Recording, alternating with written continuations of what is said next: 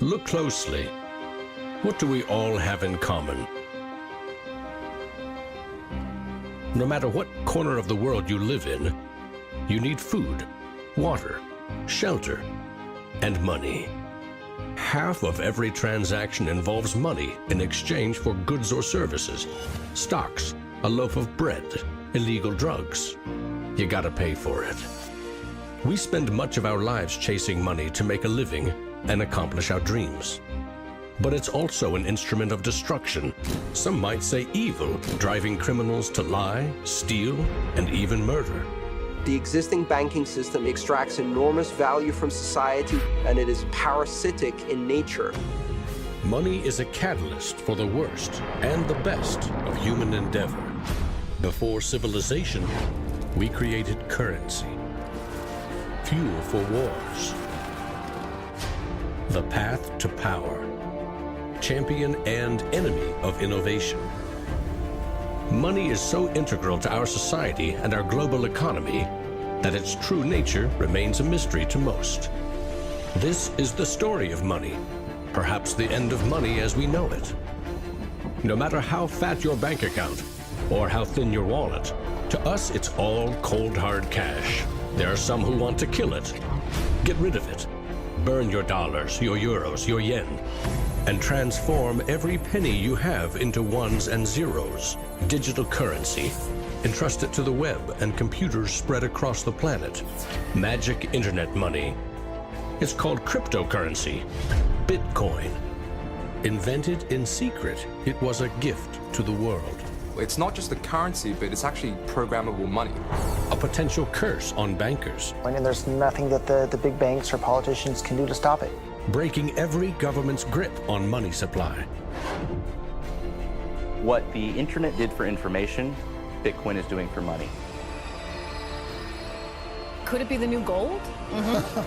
No, you have to really stretch your imagination to infer what the intrinsic value of Bitcoin is. Regulators, the Federal Reserve, the banking system, please understand this is a thing that they have to take seriously. This is going to change the economic culture. Bitcoin could be a microeconomic miracle worker, and it could be a macroeconomic wrecking ball. Is Bitcoin the currency of the future? A godsend for criminals? Or a recipe for financial disaster? If you trust your money just as it is, we have a little story to share.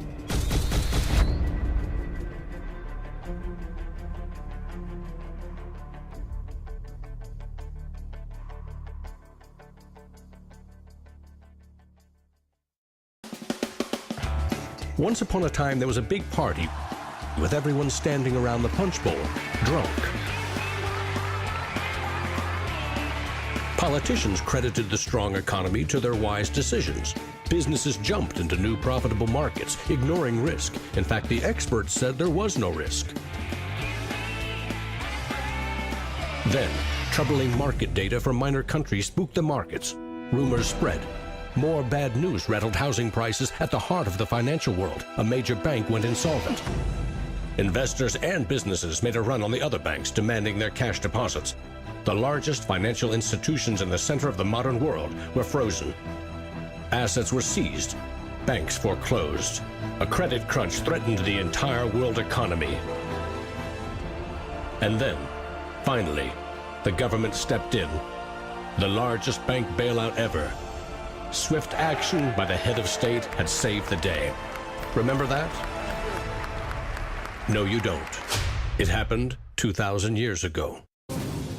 Rome, 33 AD. Ground zero for the first recorded liquidity crisis and government bailout in history.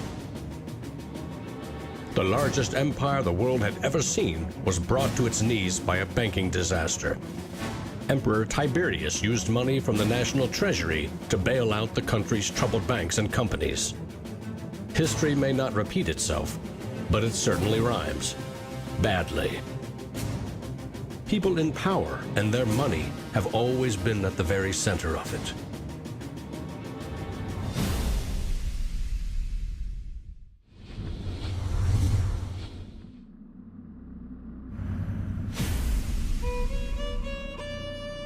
The story of money is as old as civilization itself. When we lived in small tribes, keeping track of debt was easy. You owed somebody a load of firewood. A neighbor owed you a piece of meat. Credits and debits were kept in your head, a mental ledger. Currency is a language that allows us to express transactional value between people. It's technology that's older than the wheel. It's as old as fire. When humans wanted to trade outside their tribe or village, they needed something everyone could agree had value, something scalable. Enter commodity monies. There were many kinds, but each had to embody the same 5 characteristics. A commodity money is relatively scarce, easily recognizable, can be cut into smaller pieces. You can substitute one piece for another of equal value, and you can carry it around without too much trouble. In ancient Rome, it was salt. The Aztecs used cacao beans. It was whale teeth on Fiji, yak dung in Tibet, shells in Africa and China. Grains, metal, ivory, rare stones, leather, fish. If it had the 5 characteristics of commodity money, someone probably used it as currency. And then you ask, what value do these currencies have? If you go into a primary school, you'll see children exchanging rubber bands and Tamagotchi and Pokemon cards and baseball cards and sweets and candy and any other form of currency. People invent currency when they have no other currency. And now they're going to invent digital currencies. But commodities that aren't durable are a lousy store of value. A bad cacao crop or a huge new salt discovery can throw your currency and economy into turmoil. A more stable system was needed. About 2,500 years ago, the first metal coins were minted in China and in what is now Turkey. These coins shared the same 5 characteristics with commodity money, but were also very durable. In some cases, coins are the only thing left of entire civilizations. Money does not originate with governments. Money arises naturally as markets begin to develop and as people with a division of labor realize that if I have eggs and you have a cow, we may need some medium of exchange in order for you to buy my eggs or for me to buy your cow. Coins were an objective and universal unit of account, and they allowed people to buy and sell goods over vast regions. The market economy was born. Coins worked, but only if people trusted that the king or emperor who issued them wasn't cheating on the metal content. Using coins also meant that an authority now controlled the supply of your currency. Money and political power were inextricably linked, centralized. Minting coins in a steady and predictable manner allowed economic growth and stability. The Wushu coin in China retained its value for 500 years. In Constantinople, the solidus lasted for 700 years. But in those times, the coins didn't have this sort of milled edge. They were flat, and what used to happen was, as coins were passing from people to people would cut little bits off. And in fact, in some of the taxation that the kings would do would actually be take 1/8 of the coin off. Taxes built castles and financed military campaigns, expensive hobbies. Soon, royal mints were substituting cheaper metals for silver and gold. This is called debasement, and Europe's kings made a habit of it. The currency of France was debased every 20 months for 200 years. If no one can trust the gold or silver content of your coins, how can you trade with other countries? International merchants found a solution. They recognized that one person's debt has value. It can be traded or transferred. When those IOUs came from reputable sources, they could be used as a form of money, paper money. This money was not based on hard commodities or metal, but instead on someone's promise to pay. Merchant families like the Medici in 15th century Florence acted as clearinghouses for these IOUs. It worked like this. an English trader ordered a shipment of Italian cloth from the Medici for 100 gold coins. His promise to pay the Medici was put on paper. Meanwhile, the Medici owed 100 gold coins to another trading partner for delivery of wine from France. The parties didn't go to the expense of transporting and exchanging gold coins.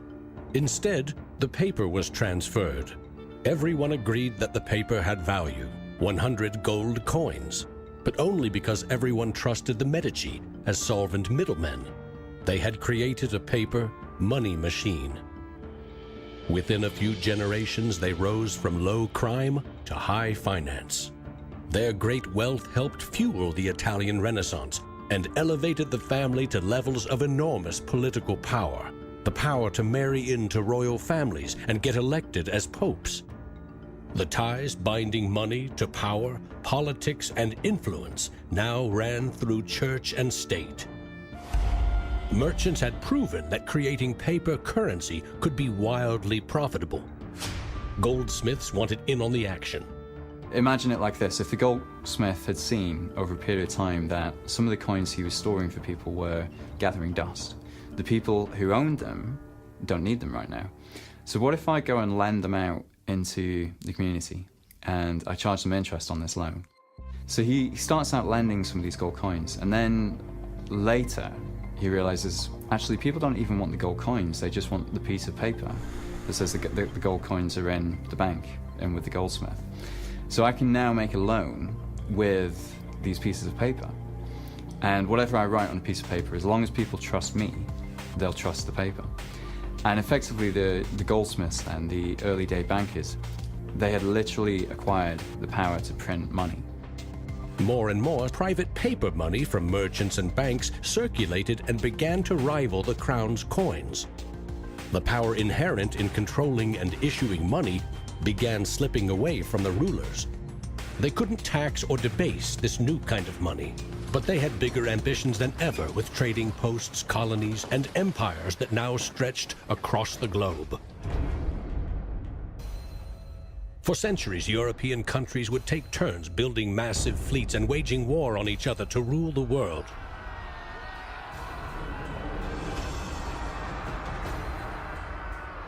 Government wanted to take the people's money in order to finance its wars. That's essentially the history of money. Money and warfare go together. War is expensive. 1 year's income taxes simply aren't enough. Kings and queens had to borrow money against future taxes. They needed a groundbreaking financial innovation: government bonds. The loans came from rich merchant families and goldsmiths, who by now had become powerful financiers and bankers. Sovereign debt and deficit spending had been born.